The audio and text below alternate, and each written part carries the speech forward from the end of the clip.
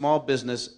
They held hostage the richest Americans and prevented your tax cuts in favor of their friends who are millionaires and billionaires. Okay. We're going to move on to our next question block. This one's called the lightning round. And this one's going to go back and forth with 1 minute for each question, and there is no response. So, and each question is going to be different, so you will not answer the same questions. Let's get it on. We start with Mr. Filner. Mr. Filner, what is the proper role of government in responding to an economic crisis? The proper role of government is to make sure that we set the conditions for American creativity and innovation. And as we have learned throughout our history, sometimes in extreme situations which we find ourselves in, it is the government that has to, in fact, that is all of us working together to do some spending to make sure that we have stimulated demand and stimulate further a turnaround in production. The government must be involved in that when we have the circumstances that we've had. What this government did, and by the way, the first stimulus package was Mr. Bush's, not Mr. Obama's. The stimulus package went to the wrong people. It went to the biggest banks and the biggest insurance companies in our country. It didn't trickle down to us. And I don't know about you, but I'm tired of being trickled on. That is, I want us to help small business, I want us to help community banks, and I want us to help local economies and not the big guys at the top. Thank you. Mr. Popaditch, do you believe our current political system is broken? And if so, what do you plan to do to fix it? Do I believe it's broken? I believe they're not listening. That's why I decided to run. That's why I got in a race. Do I believe that we're selling away liberty every day with somebody up here telling you that a stimulus package worked? Yes, we're selling away liberty, and our grandkids are going to pay for that. So yes, I believe there's a lot of problems, but I believe it's the greatest system in the world. The Founding Fathers wrote that Constitution 219 years ago. It's bulletproof today. We didn't want a king back then. We don't want one now. So I believe it's absolutely fixable. We just got to get it back in the hands of the people. Send citizens back up there, not career politicians. We send those folks up there who will listen to you and fight for you. I love America. God bless America. It's not broken. We can fix it.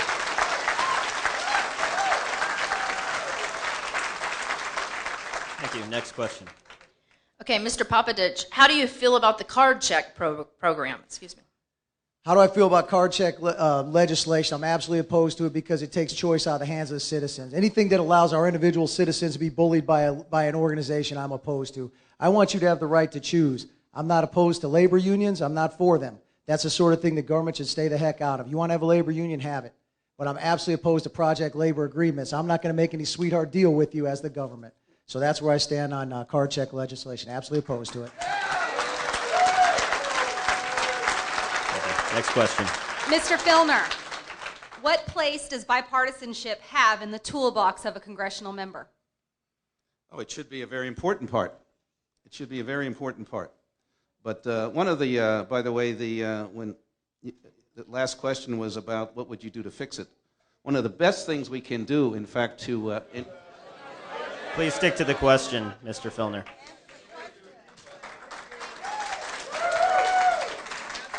Please, ladies and gentlemen, respect, please. I'm about to answer the question. Okay, proceed. Because one of the best things we can do to encourage bipartisanship is stop the gerrymandering of the districts that has been taken in this country for, a couple centuries. So if we didn't have the kinds of seats that are gerrymandered, I think we could have a more, a consensual approach to politics, because the Democrats are in Democratic districts and appeal to their base. The Republicans are in Republican districts and appeal to their base. And so it's very difficult to talk to one another because each one is appealing to their base. So the first thing I would do to answer your question, but also in answer to the previous question, is to stop the gerrymandering that occurs in our political society. Thank you. Next question, please. Mr. Popaditch, as a student, I feel like schools are suffering. so much, what can you do to increase school budgets and stop school programs from getting cut? Every 2 years, we hear this. Every election time, we hear, I'm for education, I'm for education. And the only thing that happens very consistently every 2 years is our level of education gets lower and our teachers' union gets stronger. That's why I support school vouchers. It empowers the parents, not the teachers' unions, to choose that education that's consistent with their values and beliefs. School vouchers, that's how we fix it.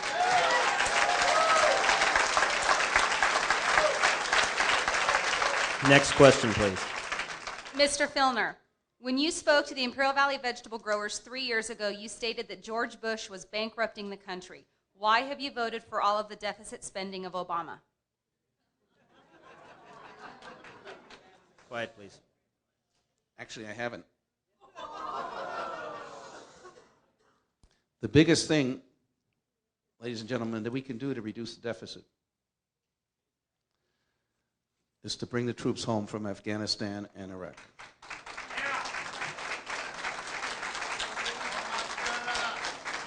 I bucked my party on that, so I have the biggest thing, we're talking about $3, $4, $5 trillion for a war that under no way can we ever define a victory. There's no way that we can define it.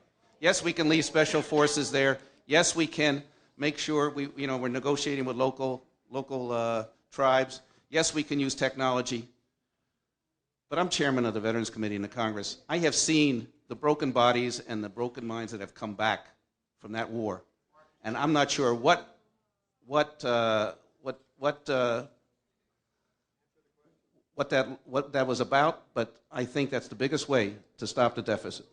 And I voted against Mr. Obama's war. Next question, please.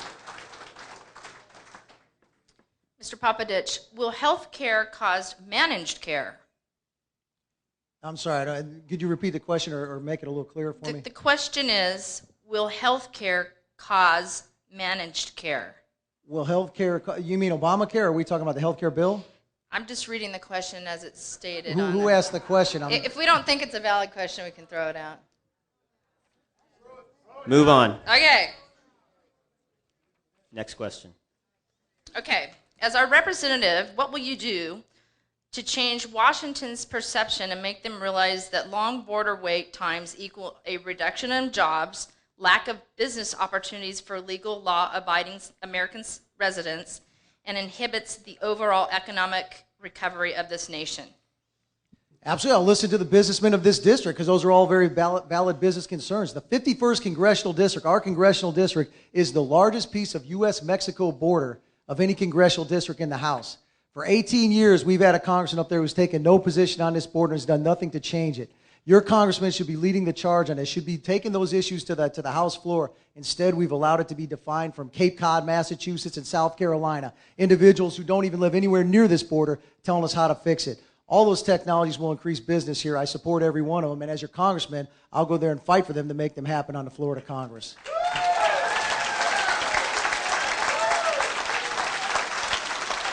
Next question, please. Mr. Filner, do you believe our free enterprise system is currently threatened? By who?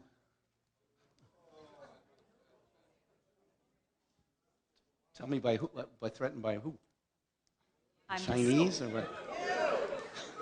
Please, keep it down. Let's give Mr. Filner another question. It's a silly question. We'll make it equal here. Can I answer that one? What type of veteran services will you bring with you to Imperial Valley? I'm sorry? What type of veteran services will you bring with you to the Imperial Valley?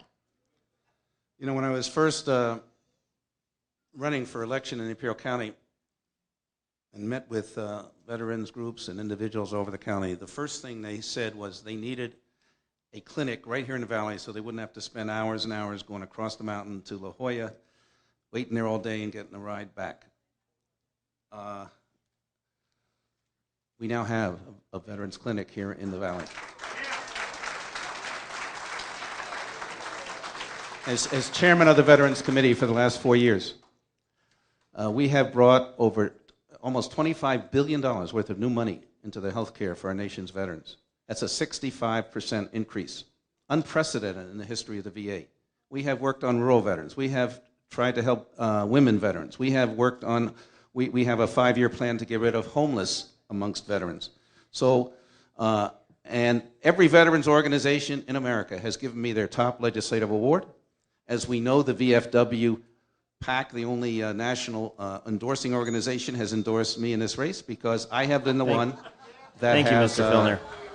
Final question.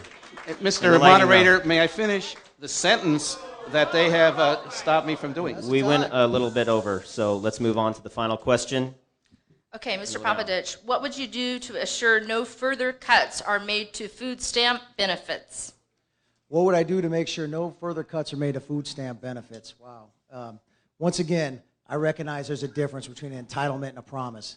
Now, that one's going to fall under the category of entitlement. I believe in a safety net, but I certainly don't think we need to make it too darn comfortable down there on that safety net. I'm not a cruel man, but I believe we need to absolutely make these systems not as comfortable as they are right now.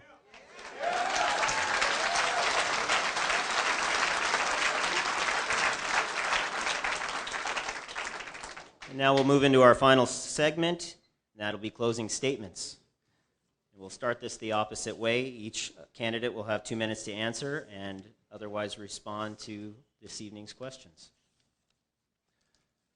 So we got 1 minute? Okay. 2 minutes. 2 minutes. Oh, okay, 2 good. minutes. Let's address that last one first. Veterans Clinic, and they had to drive over the hill. Well, they have a Veterans Clinic right now. That is true, but they've got no doctor there. It's an empty building.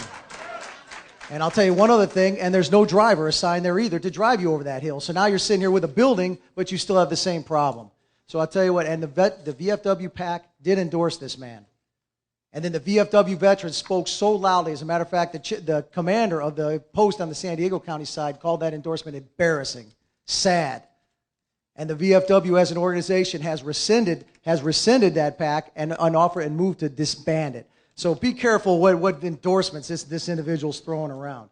Now, and as far as the accusations made against me in his opening statement, I have never and have not and will not make an accusation against my opponent that is not absolutely true. If things have come from the community, I suggest you clean up your conduct and stop blaming your opponent for whatever the heck the citizens are mad about with you.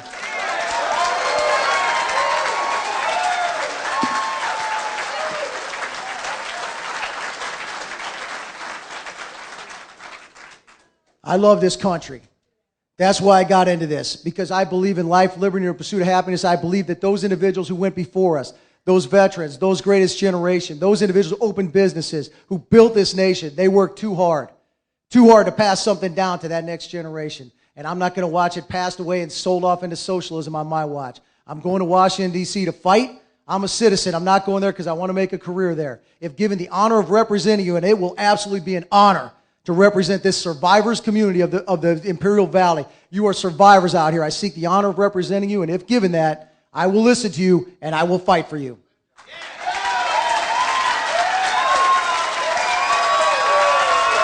Excuse me, we're not done yet. Please be seated. Please be seated. Thank you. Thank you. You'll have your time. We have one more, and Mr. Filner will have the final word this evening. 2 minutes. Thank you, and thank you for your kind attention and courtesies to everybody. You know, I have spent, since I've been the congressman for this valley, have worked with a lot of local groups and people. I mentioned Mayor Solomon from El Centro, where we are working on the alternative energy policy. I saw Mayor Jeff Dale from Imperial here, who we helped to give some real recreational and park facilities to their children there. We worked with, I saw George Nava, councilman from Brawley here, who we worked on that Brawley bypass, which was so necessary for the quality of life in Brawley. I see Hebrew United here, and Diana Ruiz Garcia. When I first came here, they said, you know, the thing we need most is to get our kids to school safely. We don't have any sidewalks here in Heber. What did we do, Diana? We got sidewalks. So I have been very proud to work on the local problems that have come up here, and have valued my relationship with the people here very greatly. And I mean, what you heard, really under the guise of incredible sacrifice and military service of Mr. Popaditch, But under that, guys, what has he called for tonight? I want you to listen, to